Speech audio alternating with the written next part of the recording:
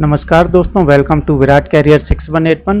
तो दोस्तों आज मैं आप लोगों को बताने वाला हूं कि इनकम टैक्स का चालान अगर आपने पे किया हुआ है तो उसकी रसीद आप दोबारा कैसे निकालेंगे। चालान नंबर और बीएसआर कोड जो कि आपको इंस्टेंटली ज़रूरत पड़ती है इनकम टैक्स रिटर्न फाइल करते समय अगर आपका चालान डाउनलोड नहीं हुआ है और आपकी पेमेंट कट चुकी है तो आप उसे कैसे रीजनरेट कर पाएंगे। यहाँ पर सबसे इम्पोर्टेंट ऑप्शन ये है दोस्तों कि अगर आपने नेट बैंकिंग या डेबिट कार्ड के थ्रू पेमेंट की हुई है तो यहाँ पर आपको चालान रीजनरेट करना बहुत ही आसान होता है। आप नेट बैंकिंग लॉगिन करके अपने डेबिट कार्ड की स्टेटमेंट या तो फिर जो आपकी नेट बैंकिंग की स्टेटमेंट है वहाँ से जा कर के आप डायरेक्ट टैक्स पेमेंट का ऑप्शन होता है या डायरेक्ट टैक्स पेमेंट की जो रिसिप्ट होती है वहाँ पर ऑप्शन आपको मिल जाता है, तो वहाँ से आसानी से आप इसे निकाल सकते हैं।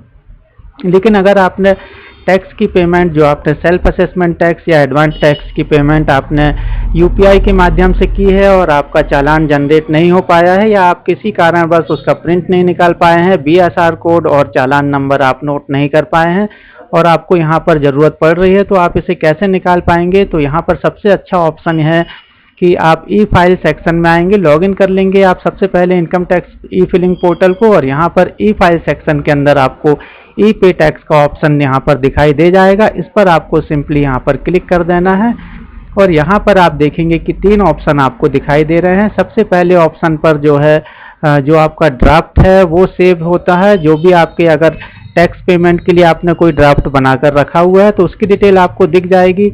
यहाँ पर जो चालान आपने जनरेट कर चुके हैं उसकी डिटेल देखने के लिए आप यहाँ पर क्लिक करेंगे और पेमेंट हिस्ट्री का ऑप्शन आप देख पा रहे हैं यहाँ पर दिया हुआ है।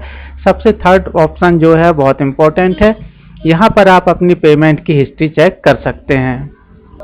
तो दोस्तों आपने जो चालान जमा किया है उसकी डिटेल देखने के लिए आपको इसी प्रोसेस को फॉलो करना है और पेमेंट हिस्ट्री पर क्लिक करना है।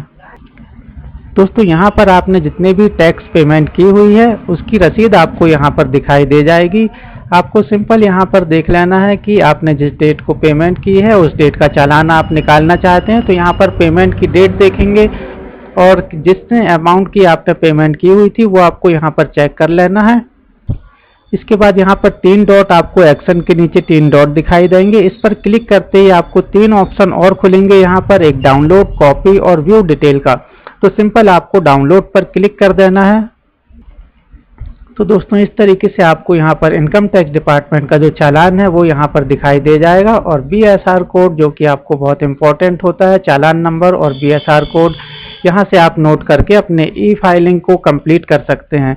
तो दोस्तों ये थी आपकी इनकम टैक्स के चालान को रीजनरेट करने की प्रोसेस। इसकी 2 प्रोसेस और हैं, जैसा कि आपको पता है एआईएस रिपोर्ट आप देख करके भी पता लगा सकते हैं और 26AS देख करके भी आप यहाँ पर पता लगा सकते हैं, लेकिन दोनों ही प्रोसेस जो है बहुत लेट अपडेट होती हैं।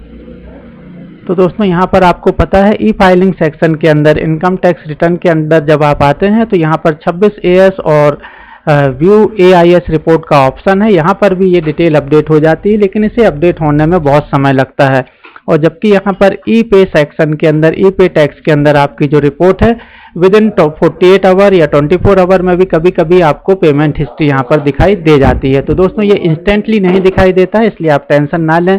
कुछ दिन बाद या 24 से 48 घंटे बाद आप इसे चेक करें तो आपको पेमेंट हिस्ट्री आपको यहाँ पर जरूर दिखाई देगी। तो दोस्तों ये था चालान जनरेट करने की प्रोसेस। इसके रिगार्डिंग कोई क्वेरी हो तो आप कमेंट्स करें। फिर मिलेंगे इसी प्रकार के अन्य वीडियो के साथ, तब तक के लिए नमस्कार।